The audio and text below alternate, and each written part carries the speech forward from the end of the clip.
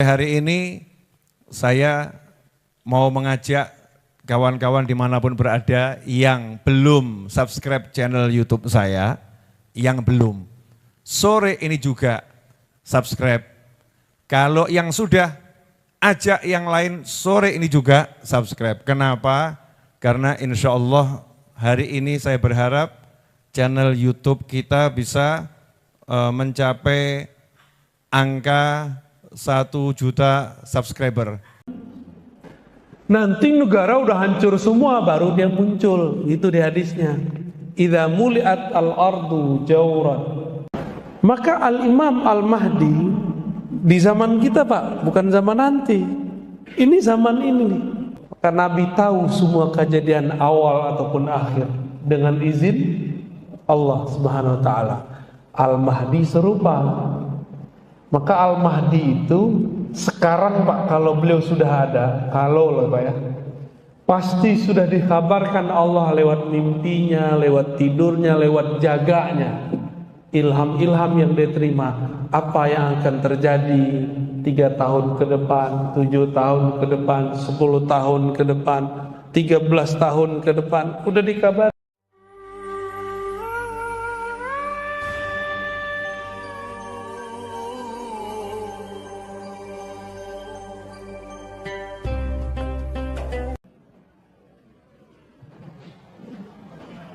Dalam suatu majelis, kata Sayyidina Huzaifah, riwayat Imam Abu Daud, hadisnya sahih, di Kitabul Fitan, bab tentang fitnah akhir zaman.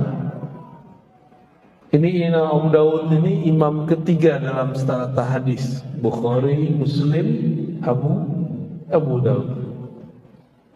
Beliau ini meriwayatkan bahwa Sayyidina Huzaifah yang bergelar sir Rasulullah, menjaga sirnya Nabi sallallahu alaihi wasallam. Beliau ini bercerita, qama fina Rasulullah sallallahu alaihi wasallam. Suatu kali Nabi berdiri di hadapan kami, bersama kami. Kalau di riwayat Abdullah bin Umar, duduk bersama kami.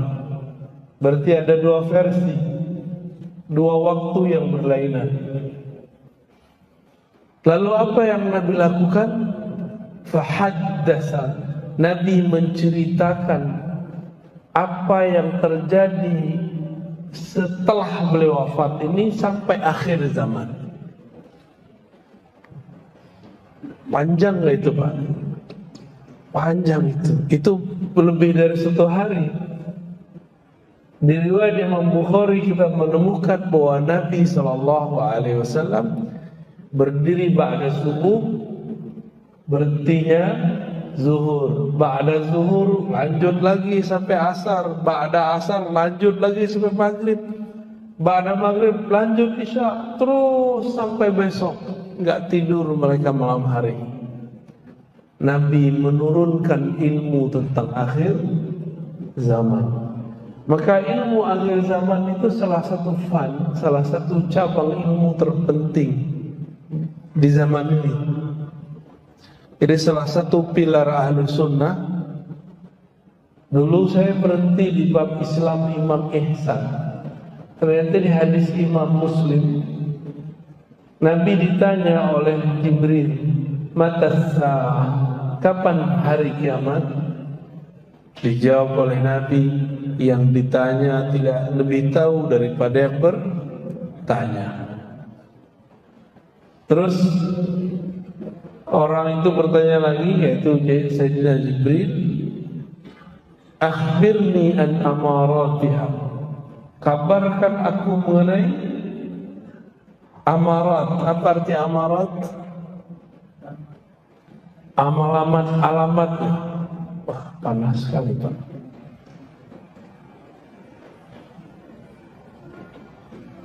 Lalu Nabi kabarkan. Berarti ilmu yang diturunkan Nabi bukan ilmu mengenai kapan kiamat. Ini rumus. tapi ilmu yang diturunkan Nabi mengenai tanda-tanda kiamat.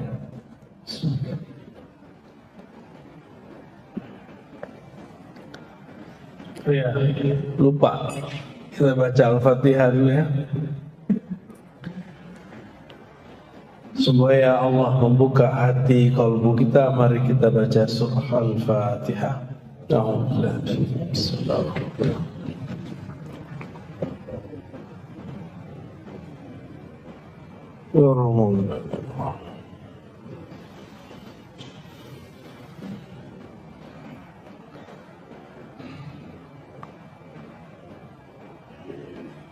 Maka kita tambahkan pilar ahlu sunnah ini salah satunya mengetahui akhir zaman. Akhir zaman ini kita pecah jadi dua ilmu. Pertama mengenai pergerakan menyambut akhir zaman. Yang kedua al-khilafah, kekhalifahan di akhir zaman.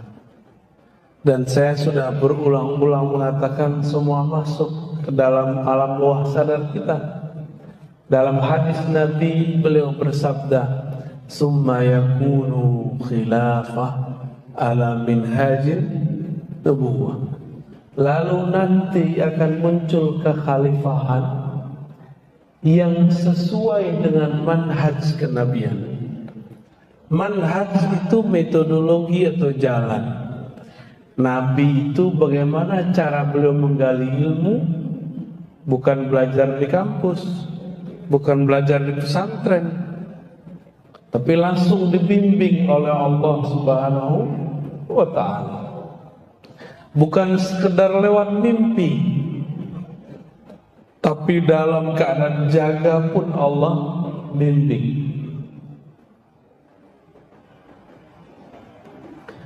Suatu kali datanglah Abu Darda kepada baginda Nabi sallallahu alaihi wasallam. Apa kata Abu Darda? Wahai Rasulullah, mata ta'tadri annaka nabi?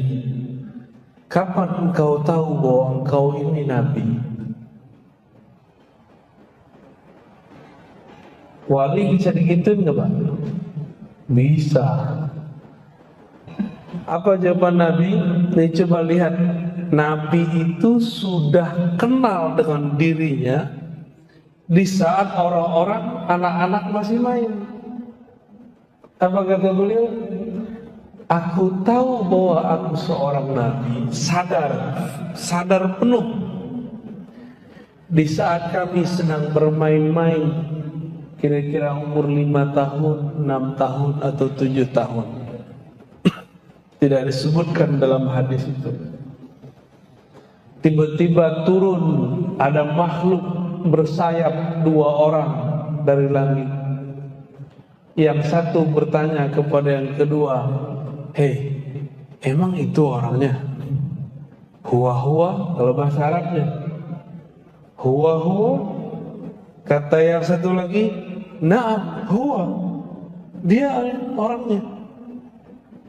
Ya udah, langsung yang pertama terbang menangkap Nabi, lalu Nabi kemudian dia pangku dibelah dari sini sampai ke dadanya. Waktu itu Nabi sedang bermain dengan seorang anak. Anak itu adalah putra daripada ibu susunya, Halimah Sa'diyah. Itu beliau masih ingat tuh. Apa kata anaknya ini, anak Halimah? Dia lari ke rumah. Ibunda, ayahanda, ya abati, ya amati.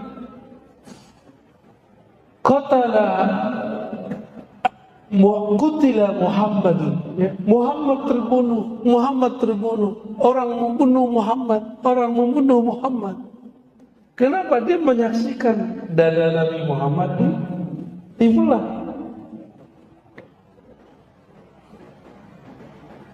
Ketika ayahanda dari anak ini dan ibundanya datang, Nabi Muhammad udah main pasir lagi, Pak. Udah main-main lagi. Anak kecil gimana? Anak kecil biasa kan, anak kecil main pasir, main guling-guling. Suka-suka Nabi lah. Di saat itu anak-anak masih anak-anak, bahkan orang tua pun tidak sadar mereka ini siapa. Baginda Nabi Muhammad SAW sudah sadar bahwa dia seorang Nabi Sallallahu Alaihi Wasallam. Jadi beliau diangkat jadi Nabi bukan umur 25, tapi sudah sebelum lahir sudah diangkat, Pak. Ya, ini bagian ilmu akhir zaman. Nabi mengatakan, di akhir zaman nanti yang akan jadi khalifah itu siapa? Orang yang ismuhu yuwati usmi, yang namanya berkesesuaian dengan namaku. Nama dalam bahasa Arab ismun, beda dengan nama dalam bahasa Indonesia. Nama dalam bahasa Indonesia udah nama aja, Ustadz Alnof, wah gitu aja kan. Yang ngasih siapa? Orang tuanya. Bisa telat nggak orang ngasih nama anak? Ya, berarti ada masa anak itu nggak punya nama, ada kan? Nama jasad itu, Pak. Ada nggak orang yang ganti nama? Ada. Mungkin bapak-bapak ini dulu, karena zaman-zaman SD dulu belum jelas dukcapilnya, bisa 3 kali ganti nama. Sebelum masuk SD namanya apa, pertengahan SD namanya apa, akhir namanya berubah lagi. Karena sudah jadi nama ijazah nggak bisa berubah, bisa 3 kali ganti nama. Bener ya?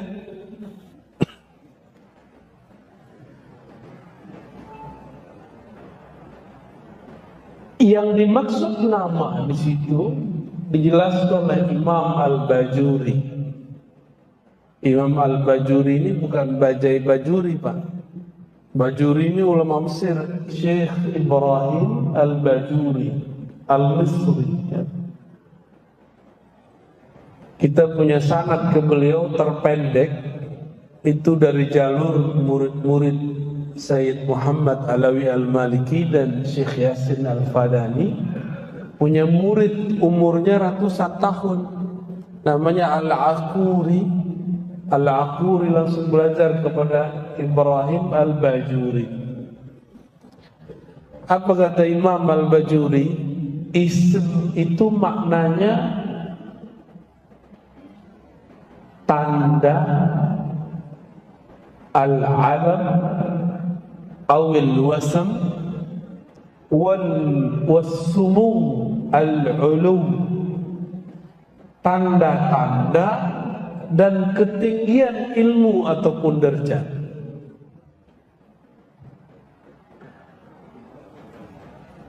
Berarti tanda yang terjadi pada baginda Nabi akan terjadi pada Imam Al-Mahdi. Ketinggian ilmu yang ada pada Nabi akan diberikan kepada Al-Imam Al-Mahdi. Nabi itu dapat wahyu lebih sering sadar atau lagi tidur? Sadar. Maka Al-Mahdi dapat ilhamnya seringnya lagi sadar. Tapi sekarang ada yang digadang-gadang jadi Imam Mahdi pakai mimpi. Masa kita mau menggantungkan hidup kita pakai mimpi orang, Pak? Kita nggak kenal juga dia siapa. Udah keturunan Rasulullah belum tentu. Di hadis Abu Daud dikatakan bahwa ada keturunan Rasulullah nanti yang ngakunya salah. Dia bukan Mahdi, dia ngaku Mahdi. Ada riwayat Abu Dawud. Pakai ngaku-ngaku di YouTube lagi ya. Masa Imam Mahdi ngaku di YouTube? Dan itu bukan satu dua Pak, banyak. Ini persoalan akhir zaman, ini persoalan yang ditulis di Quran. Ilmu sa'ah itu di sisi Allah. Maka jangan main-main, jangan gantungkan nasib kita akhir zaman lewat mimpi seseorang yang kita nggak kenal, yang kita nggak tahu dia siapa. Ilmu apa yang ada pada diri Nabi? Nabi itu menjadi nabi karena apa? Karena dia seorang insinyur, enggak kan? Dia hafal kitab, enggak. Ilmu apa yang ada di qalbu Nabi? Banyak ilmu di qalbu Nabi. Pertama, ilmu awalin, ilmu masa lalu. Jadi Nabi bisa cerita tentang masa lalu. Yang kedua, ilmu akhirin, ilmu masa depan. Ini Allah yang mengajarkan semua. Bukan berarti Nabi tahu alam gaib. Nabi dikasih tahu. Ilmu apa lagi? Banyak. Ini baru beberapa. Kemarin ada yang nanya di kapan Toha Yasin itu nama Rasul bukan? Iya. Toha Yasin. Tapi Toha Yasin itu Pak, itu ada di sir qalbunya Rasulullah Sallallahu Alaihi Wasallam. Berarti Quran itu sirnya Rasulullah Sallallahu Alaihi Wasallam. Maka kepada orang-orang yang menghikmahkan dirinya menghafalkan Quran, jangan berhenti pada hafalan, lanjutkan pada pemahaman. Ya. Nah, ini tentang Imam Al-Mahdi, dan ada yang penting di situ. Kata Al-Mahdi artinya diberi petunjuk. Benar. Yang di-guidance oleh Allah Subhanahu wa ta'ala. Nabi tadi umur berapa dibedah? 5, 6 atau 7 ya, wallahu a'lam mana yang tepat. Sama, pasti dulu Al-Mahdi itu waktu dia masih kecil dia dibedah juga dalam keadaan jaga, bukan lagi tidur. Kalau Mahdi palsu ya tidur. Itu Mahdi mimpi namanya. Nabi SAW Allah balut enggak dengan sisi-sisi manusiawi. Nabi itu dagang, benar. Dagang ya. Sebelum dagang gembala kurma, gembala apa? Kurma kon gembala. Nanam kurma nanti pas di Madinah. Gembala kambing, domba. Itu kita sebut memerankan sisi manusiawi. Jadi kalau Yahudi lewat, masa Nabi akhir zaman gembala kambing, gak mungkin gitu, dia tinggalin tuh. Satu kali setelah beliau agak remaja, dibawalah oleh Abu Thalib. Kemana dibawa? Ke negeri Syam berdagang. Tapi di perjalanan ke Syam ada seorang pendeta rahib yang masih meyakini Allah itu Esa, Nabi Isa itu Nabiullah, Ruhullah, bukan anak Allah. Namanya Bukhairah. Bukhairah ini hafal kitab suci Taurat dan Injil, dan dia yang khusus dihafalkan ciri-ciri Nabi akhir zaman. Ciri-ciri Nabi akhir zaman. Salah satu yang dia hafal, bahwa seorang Nabi akhir zaman kemanapun dia ada awan di atasnya sehingga dia tidak berbayang. Jadi Nabi itu gak ada bayang-bayangnya kalau di bawah sinar matahari. Kenapa? Ada awan di atas. Ini bukan awan kinton ya. Malam tadi kita bahas awan kinton. Karena banyak anak muda pada paham Son Goku. Ya kartunnya anak-anak Pak, apa udah nggak nonton ya, udah nggak tahu. Kartun itu kartun. Jadi dipersonifikasikan kalau di kartun itu ada sosok bisa menaklukkan awan. Cuman dia hanya menaklukkan satu awan. Kalau Nabi Muhammad SAW bisa semua awan dia taklukkan dengan izin Allah Subhanahu wa ta'ala. Buhairah melihat bertahun-tahun, adakah di antara kafilah yang lalu lewat, lalu lalang, yang ada awan di atasnya mengikuti. Sepanjang umurnya melihat tidak ada satupun kecuali kafilah Abu Thalib kali ini. Maka dia panggillah utusannya, muridnya, santrinya, panggil itu orang, siapa pemimpinnya, kita jamu makan. Dan jangan lewatkan satu orang pun. Akhirnya semua jadi jamu. Beliau keluar, dilihat awan tidak ada di atas tempat makan. Maka dipanggil Abu Thalib, Abu Thalib, adakah orang yang belum engkau ajak makan? Jawaban Abu Thalib, oh perasaan tidak ada. Bertanya lagi Buhairah, pasti ada. Oh, bingung Abu Thalib, ini orang aneh ya. Akhirnya Abu Thalib bilang, ada, tapi anak kecil, anak bawah. Anak bawah. Anak saya Muhammad. Abu Thalib menganggap Nabi Muhammad sebagai anaknya karena ponakannya yang ayahnya sudah meninggal, yaitu adiknya Abu Thalib sendiri. Lalu dipanggillah Nabi Muhammad, dilihat waktu bergerak di atasnya ada awan.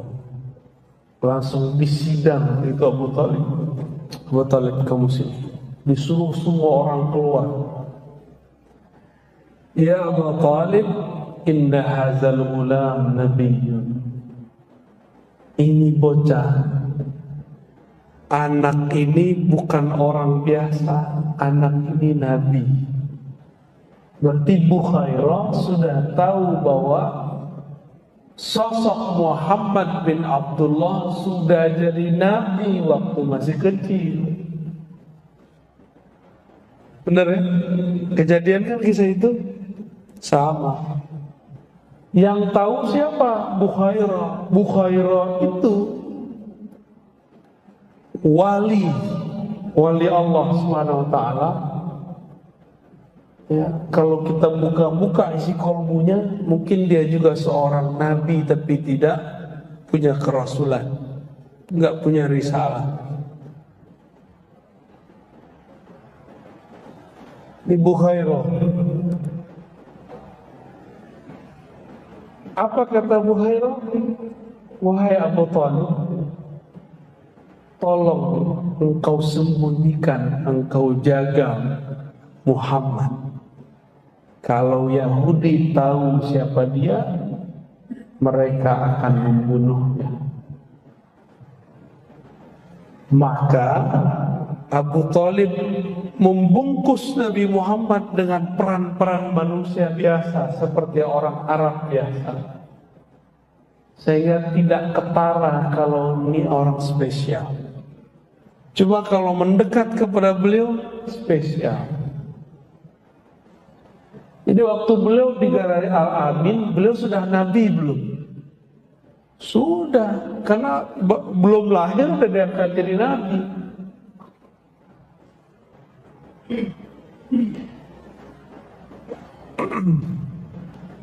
Maka Al-Imam Al-Mahdi di zaman kita, Pak, bukan zaman nanti. Ini zaman ini. Al-Imam Al-Mahdi itu akan mengalami hal yang sama. Dia akan dipoles oleh Allah dengan sifat-sifat manusiawi yang kira-kira orang kalau melihat ini nggak nyangka kalau dia seorang wali. Benarlah kata Imam Ibn Athaillah As-Sakandari, ya. Kata beliau, Subhana man satara khususiyatahu bizawahir al-bashariyah. Maha hebat Allah yang menyembunyikan keistimewaan-keistimewaannya dalam peran manusia biasa. Jadi nggak ketahuan kalau ini dia seorang wali. Seperti Nabi dulu diperankan seperti seorang biasa, orang Arab biasa, pemuda biasa. Nggak ada tuh Nabi keluar-keluar, saya Nabi loh, saya Nabi loh, gitu. Sampai ada perintah. Kayak seperti sekarang, ada yang datang ke saya, aku loh Al-Mahdi. Ada yang datang, Pak. Cuma karena jidatnya agak lebar dikit, hidungnya agak mancung dikit. Ustaz Allah masuk atau jidatnya lebar?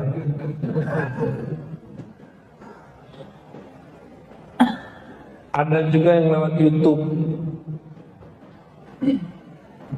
Ada yang lewat YouTube ngaku bahwa dia Mahdi tapi belum imam.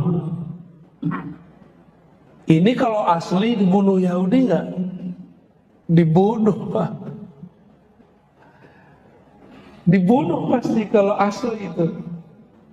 Jadi kita nggak usah buru-buru, ini ilmu rahasia. Hanya orang-orang yang mengerti ilmu rahasia yang mengenal. Seperti Buhairo bertahun-tahun menunggu, akhirnya ketemu. Ya. Berarti Abu Thalib mengerti nggak Muhammad bin Abdullah adalah seorang nabi?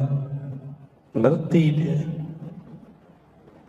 Cuma akhirat hayatnya disebutkan dalam Sahih Bukhari tidak sempat melafazkan. Cuma di batinnya dia ingkar nggak? Dia nggak pernah ingkar. Oleh karena itu ulama berbeda pendapat mengenai status meninggal beliau. Apakah meninggal kafir atau mukmin? Ya. Nah itu bagaimana cara memahami ilmu akhir zaman. Jadi babnya ma'rifatul ism, bab mengetahui nama, yaitu tanda-tanda. Maka pelajarilah tentang sirah kenabian, kejadian yang akan terjadi pada Al-Mahdi nggak jauh beda. Bedanya nanti formulasinya. Nah, Bapak Ibu Saudara sahabat ikhwan akhwat fillah, seperti yang saya sebutkan di tempat yang lain kemarin yang sudah mengikuti, akhir zaman ini semua ilmu dikumpulkan Allah. Bahkan dalam handphone yang kecil yang kita sebut smartphone, itu semua ilmu ada nggak di situ? Ilmu hadis ada nggak? Ilmu tafsir, ilmu apa lagi? Tasawuf ada apa di situ? Karena semua ilmu sudah ada di benda kecil itu. Bahkan lebih ajaib daripada Nabi Sulaiman. Lapar tinggal datang duit datang. Ya. Nggak perlu manggil angin. Pencet datang taksi. Sakti ya tuh. Itu Nabi Sulaiman kalau datang, Pak, tongkatnya nganggur itu, cincinnya nganggur, taruhannya main handphone aja kita. mau makan, mau apa. Ini saya serius loh Pak. Nabi-nabi dulu kalau hidup sekarang pasti beli smartphone. Serius. Karena Nabi itu manusia biasa. Apa kata Allah? Qul, katakan, ana basyarun mislukum. Aku basyar seperti kalian. Bedanya cuma satu. Yuha ilayya. Diwahyukan kepadaku bahwasannya tiada ilah, tiada yang disembah, tiada Tuhan kecuali Allah Subhanahu wa ta'ala. Itu aja bedanya. Berarti Al-Mahdi sama enggak? Dia manusia kayak kita. Bedanya kolbunya selalu dapat ilham. Maka dia berjuang dengan ilham, bergerak dengan ilham, bukan pakai tebak-tebakan, bukan pakai cocok-cocok logi, bukan pakai ambisi, bukan pakai nafsu. Maka pencirian gerakan akhir zaman yang sesuai dengan sunnah Nabi, sesuai dengan ajaran Al-Imam Al-Mahdi, itu yang bergeraknya Al-Mahdi, orang yang hatinya diberi petunjuk oleh Allah Subhanahu wa ta'ala. Dan petunjuk ini dia terima setiap saat di kalbunya. Mimpinya adalah pengkhabaran, jaganya adalah pemakrifatan. Jadi mereka ini yang seperti dikatakan Nabi pernah berkalam, Pak.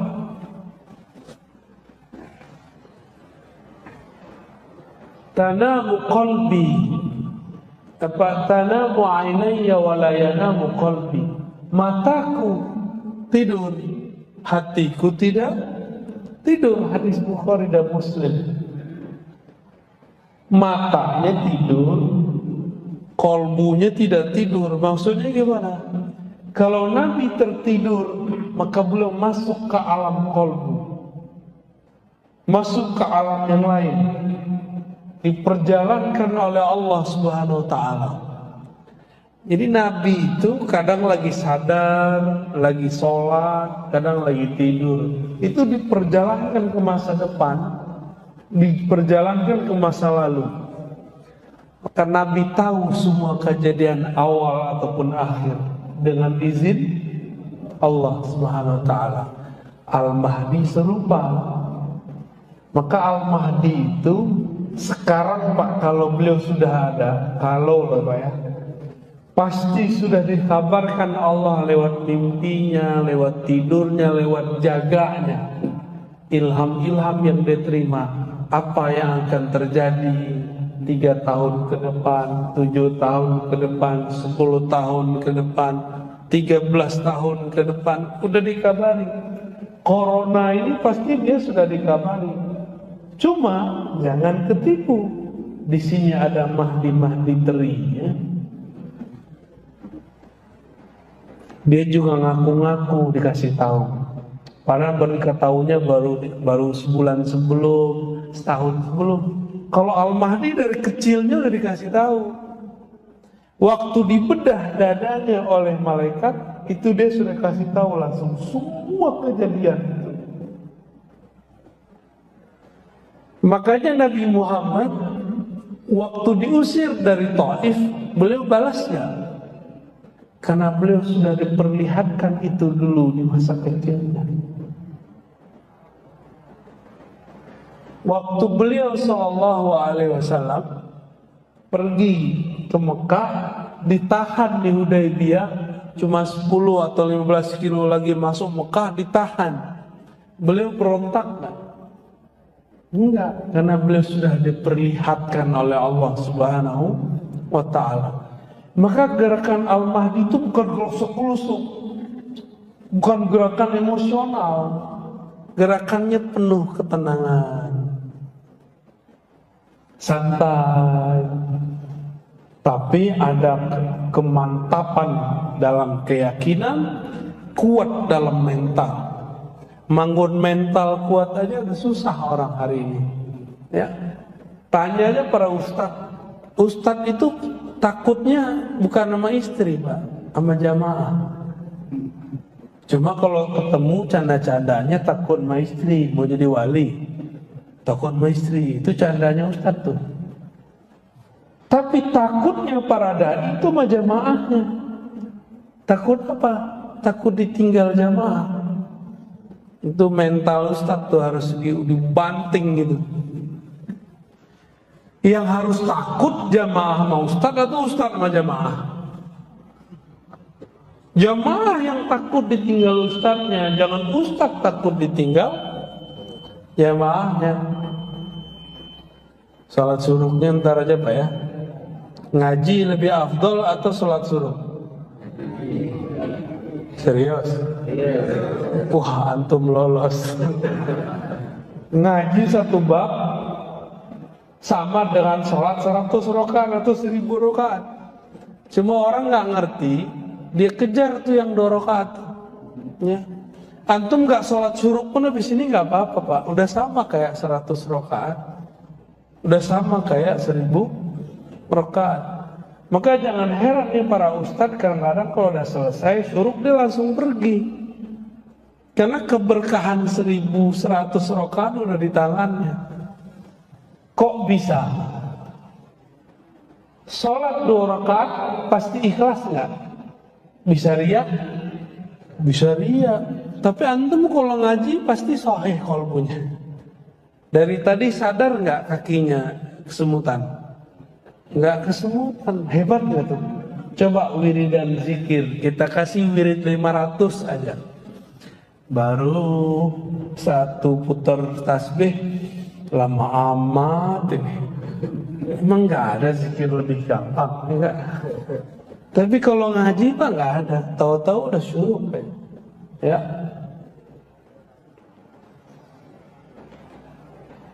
Karena kajiannya pendek sekali, kita pindah topik langsung ke Dajjal.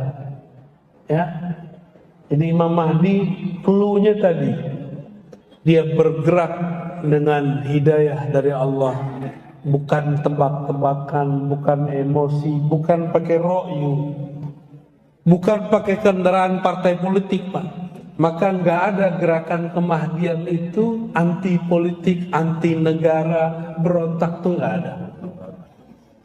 Gerakan Al-Mahdi itu tidak ada menghancurkan satu negara, nggak ada.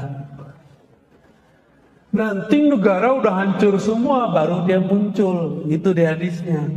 Idza muliat al-ardu jawran, kalau bumi sudah dipenuhi oleh jawran wa zulman, kezoliman sehingga negara hanya tinggal namanya, batas-batasnya sudah tiada. Di saat itulah Allah izinkan Al-Mahdi muncul. Berarti lewat berontak gak? Maka sekarang jika ada pergerakan memberontak kepada negaranya, itu bukan panji-panji Imam Mahdi. Walaupun di situ ada tentara 313, itu cuma nama 313. Ya, paham maksudnya? Udah mulai paham? Ya, dia sebut tentaranya 313, tapi dia berontak kepada negara yang sah. Walaupun kita pro sama kelompok ini, tapi itu bukan gerakan Al-Mahdiyin. Kenapa? Gerakan Al-Mahdiyin tidak pernah berontak. Nabi pernah berontak gak waktu di Makkah? Nabi waktu di Madinah pernah menghancurkan Mekah gak? Dihadang, dilarang masuk Mekah, itu pun Nabi ngalah. Maka gerakan Al-Mahdi itu banyak ngalahnya. Sampai datang saatnya terjadilah futuh Makkah, dibuka Makkah tanpa perang. Disitulah nanti terjadi baiat kubra, baiat besar-besaran. Gak tahu tahun kapan Pak, tapi Imam Mahdian sudah dikasih tanggal, sudah dikasih tahun sama dia. Ada yang ngasih 28, ada yang ngasih 27. Ya salah. Enggak, itu enggak sah, itu batil semua tuh. Ini Allah sudah rahasiakan, masa kita klik-klik itu ya? Serahkan rahasia itu kepada Allah.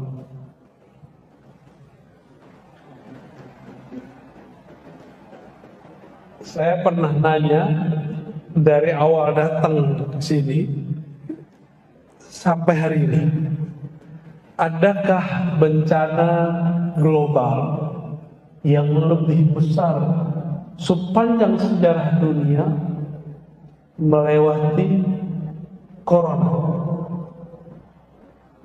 Efeknya Pak, efeknya goyang negara, goyang ekonomi, benar ya? Banyak goyang mas, goyang masjid, gak hanya masjid, gerejanya tutup. Jadi bukan hanya kita yang gerakan mereka itu gerakan anti agama Pak, semua agama dimusuhi. Jadi gerakan-gerakan yang kita sebut Juyushud Dajjal, tentara-tentara Dajjal itu, Dajjal itu artinya apa? Apa arti Dajjal? Raja dusta. Raja dusta artinya. Akhirnya kita nggak bisa ngapa-ngapain lagi, terpaksa ngikutin sistem mereka. Udah ikutin aja Pak, ikutin aja tanggal mainnya. Nabi Muhammad kan sering ngalah, makanya saya ngalah. Suruh vaksin, udah vaksin. Ya, habis itu bekam kita Pak. Ya. Nabi Muhammad itu didatangi Jibril, bilang gitu, ya Muhammad, sampaikan kepada umatmu ada pengobatan langit namanya bekam. Walaupun yang bekam orang bumi, tapi itu pengobatan langit. Maksudnya apa kalau langit? Biasanya penyakit itu diobat, ini sekarang penyakitnya dibuang. Canggih gitu. Kalau nggak biasa donor darah, bekam aja Pak, berkah banget. Cobain rasakan. Imam Ahmad tuh setiap kepalanya berat, apalagi orang Pekanbaru ini suka makan gazebo, nggak jelas. Apalagi, santan tuh paling bahaya. Wajah-wajah suka makan santan. Apa tuh dendeng balado? Dendeng nggak ada masalah, tapi minyak baladonya masalah. Itu harus dibuang Pak, nggak bisa pakai obat, dibuang. Makanya darahnya Nah, Nabi Muhammad SAW dikabarkan di langit, ini pengobatan akhir zaman. Jadi kalau versi saya, bekam itu wajib. Bukan secara syar'i, secara kesehatan, sihhi, ilmu kesehatan lah di akhir zaman. Kalau bekam Pak, harus sekali coba dong. 40 hari sekali kira-kira ya. Tapi kalau udah numpuk 40 tahun, 60 tahun, itu bisa sekali seminggu itu Pak, sampai bersih itu. Baik. Jadi Al-Imam Al-Mahdi pergerakannya sabar, banyak sabarnya Pak. Sabar. Innallaha ma'as-sabirin. Allah bersama orang sabar. Berarti kalau dibalik, Allah tidak merestui, tidak membersamai orang yang tidak sabar. Walaupun dia bawa takbir, walaupun dia pakai pakaian-pakaian Islami kata dia, tapi tidak sabar, Allah tidak bersama mereka. Ya. Lalu bagaimana dengan Dajjal ini? Dajjal itu nama kecilnya sama dengan Nabi Musa. Nisbatnya Samiri. dia anak daripada hasil ritual setan ayah dan ibunya, dan itu tertulis dalam kitab, riwayatnya sahih. Ayahnya Samiri ini, mohon maaf, dan ibunya udah sekian datang ke dokter, ke dukun, gak punya anak. Datanglah ke dukun yang paling sakti, yang bisa mengakses Azazil iblis. Ternyata itu dukun iblis yang nyamar. Sampai sekarang iblis bisa nyamar, Pak. Bisa nyamar. Bisa nyamar jadi orang, bisa meminjam lidah orang. Apa kata si dukun?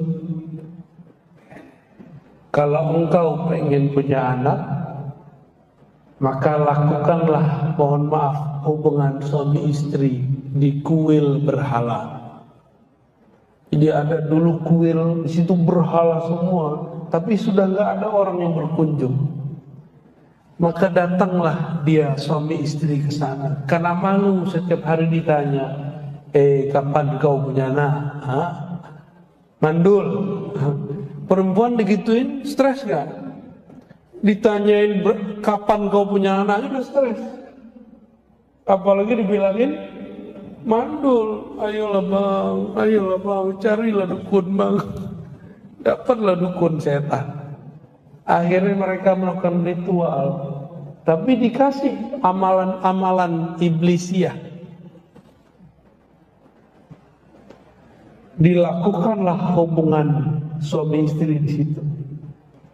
Karena pakai ritual iblis, ternyata iblis meminjam tubuhnya untuk menghamili istrinya. Maka hamillah istrinya. Secara nutfah sperma suaminya, tapi secara spirit Azazil. Itulah anak iblis paling sakti di dunia, bernama Musa bin Samun atau Dajjal bin Azazil. Jadi kalau ada orang bertanya, adakah iblis punya anak separuh manusia? Ada. Itu namanya Dajjal. Itulah biodata Dajjal. Ya. Kita kan menceritakan apa yang kita dapat aja ya.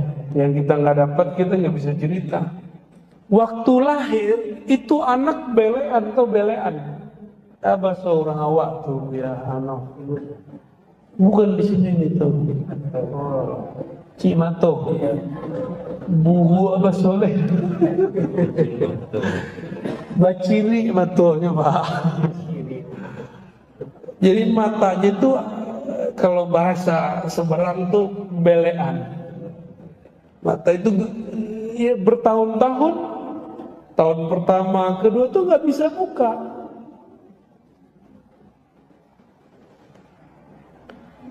Skenario ini mirip seperti dulu Banul Jan terjadi kiamat pertama bangsa jin di bumi. Allah kirimlah Jibril untuk menyelamatkan Azazil. Kejadiannya mirip, cuma bedanya ini bukan kiamat. Di negeri Samara, tempat Samiri lahir, terjadi banjir besar. Allah kirimlah Jibril bersayap 360 kanan, 360 kiri. Cepatnya bukan main, selamatkan anak Azazil. Ini skenario Allah semua, ini Allah semua yang atur. Jadi kita senyum-senyum aja, ini Allah yang atur semua. Ya, Allah lagi buat drama akhir zaman. Nah, lolosnya nih, ikut kalut atau waras. Diambillah tuh anak, nggak ketahuan ayahnya kemana. Maka Samiri sampai hari ini dia nggak tahu ayahnya di mana dan dia masih meyakini ayahnya hidup.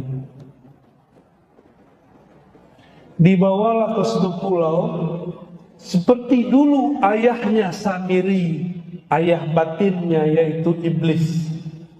Dididik oleh Jibril, diajarkan zikir, Bedanya kalau dulu Azazil diizinkan zikir di langit 1, 2, 3, 4, 5. Tapi pintu langit kan sudah ditutup, kecuali untuk Nabi Muhammad SAW. Maka Azazil, anak Azazil bernama Samiri ini dilatih Ismul A'zam, Al-Ismul A'zam. Jadi Samiri ini bisa sakti karena Allah kasih nama lewat Sayyidina Jibril alaihis sakti depan.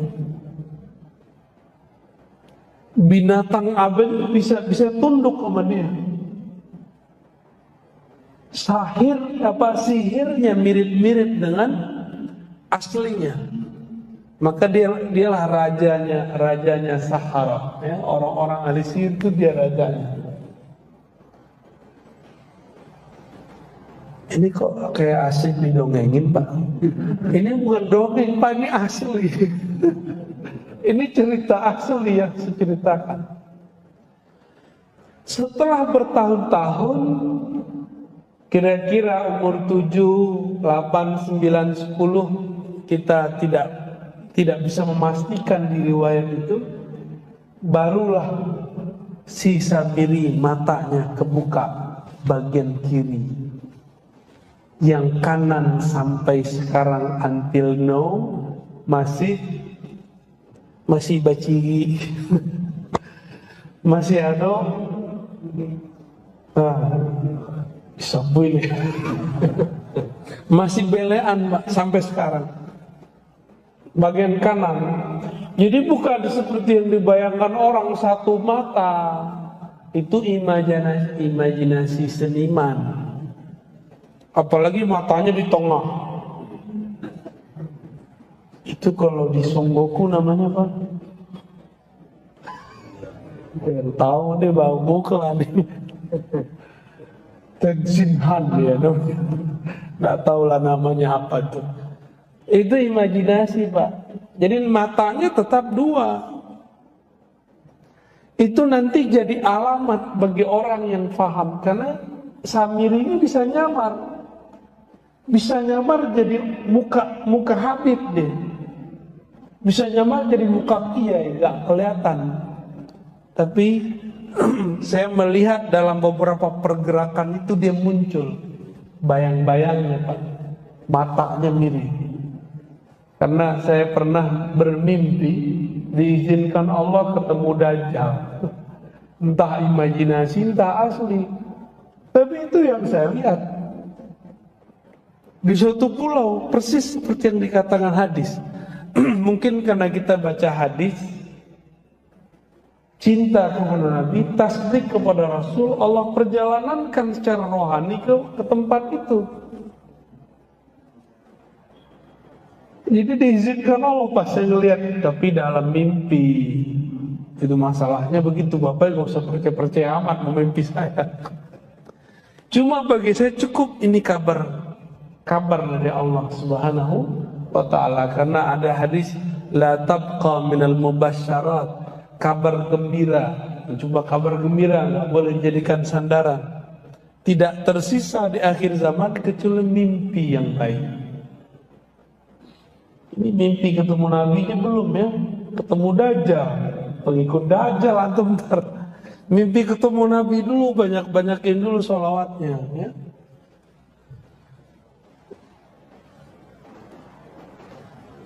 Setelah 9 atau 10 tahun matanya baru kebuka, baru dia bisa jalan. Tadinya dia juga susah jalan, Pak. Karena dia anak Azazil. Azazil itu Allah izinkan gak tubuhnya kekal di bumi sampai kiamat. Jadi separuh dirinya itu kekal, Pak. Samiri ini matinya ntar ya di akhir zaman ini harus ada yang bunuh dia kalau dia nggak mati-mati, dan yang Allah takdirkan untuk membunuhnya itu adalah Nabiullah Isa. Azazil punya anak tadi Samiri. Samiri itu lahirnya diperkirakan di zaman Nabi Musa atau sebelumnya. Di zaman Nabi Isa berarti dia sudah ada atau belum? Nah, ini kita kasih tahu Pak. Yang membuat konspirasi penyaliban Nabi Isa itu dia orangnya. Dia nyamar jadi seorang santri. Namanya siapa? Yudas Iskariot. Itu dia tuh orangnya. Bisa nyamar-nyamar. Bisa nyamar. Maka nanti dia bisa nyamar jadi Imam Mahdi Pak. Ini yang saya khawatirkan. Kenapa dia mau bunuh Nabi Isa? Karena dia diberitahu oleh Jibril, nanti nasibmu berakhir di tangan Isa. Maka dia ingin merubah takdir. Gimana cara merubah takdir? Jadi usaha merubah takdir itu sudah pernah dilakukan oleh iblis dulu, gak berhasil. Anaknya coba. Ketika Nabi Isa hendak disalib, Allah selamatkan gak? Nah, dibuat skenario lain. Kan Allah yang buat dramanya, Allah lah sutradaranya, Allah yang nyusun skenarionya. Suka-suka Allah dong. Tiba-tiba Allah utus siapa untuk menyelamatkan Nabi Isa. Tapi kan gak disebutkan di riwayat siapa yang menyelamatkan Nabi Isa. Itu rahasia. Siapa sebenarnya yang menyelamatkan Nabi Isa? Lalu kemudian Nabi Isa naik ke langit gak? Pintu ke langit di bumi cuma satu Pak. Baitul Maqdis. Bukan Baitul Maqdis tempat Pak Ferry kemarin. Di mana itu namanya itu? Pasar Tumpah. Nah, bukan di situ. Itu nggak bisa naik langit di situ.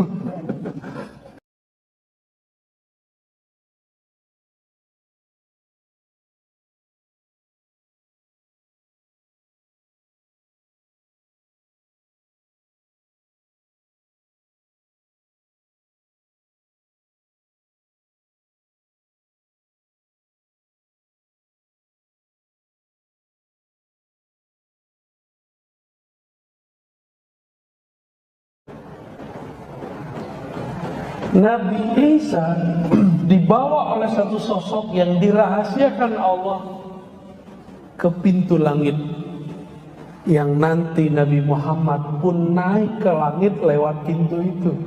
Itu yang disebut Qubbatus Sakhra. Disitulah Nabi Isa naik ke atas, langsung nyampe ke langit kedua. Berarti masih hidup nggak Nabi Isa? Masih hidup. Nabi Isa ini mempertontonkan waktu hidupnya sifat-sifat ilahiyah. Apa contohnya? Ada orang mati dihidupkan. Ambil tanah, tiup. Seperti Allah meniupkan tanah dulu menjadi Nabi Adam. Nabi Isa ambil tanah, tiup jadi burung. Kalau ada orang begitu hari ini, disembah gak? Disembah pasti. Jadi wajar kenapa kemudian beberapa orang yang tidak mengerti bab tauhid di zaman itu menyembah Nabi Isa. Mereka lupa Nabi Isa sendiri gak menyembah dirinya, tapi menyembah Allah Subhanahu wa ta'ala. Nah, bagian akhir, karena sudah 6:30 nih ya. Asik Pak ya dinongengin ya. Kalau udah tua-tua disuka diceritain juga nih ya. Ini tuangku aja senang diceritain ulang ya.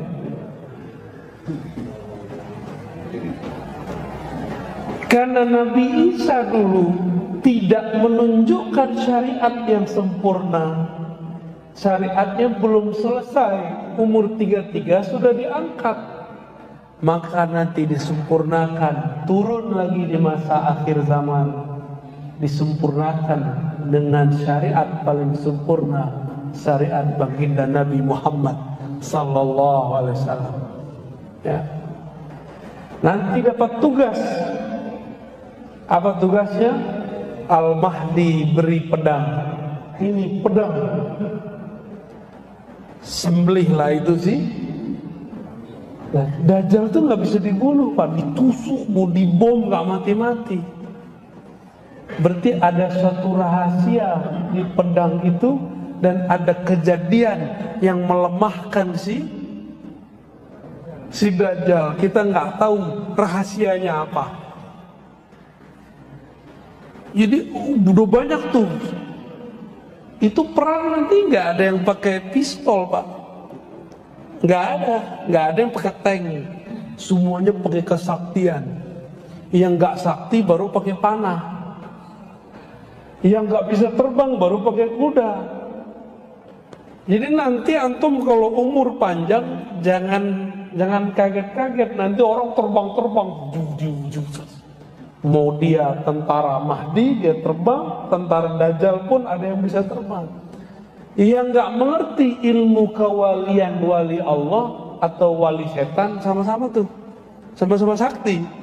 Wali Allah sakti, wali setan sakti. Ya udah main panah-panahan aja. Tapi kalau dia mengerti ilmu walayah, maka sebelum dia memanah, panahnya sudah sampai. Sebelum dia memukul, pukulannya sudah telak. Masa itu masih panjang. Karena ceritanya masih ada 12 pertemuan lagi. Kita cukupkan dulu lah sampai di sini. Wassalamualaikum.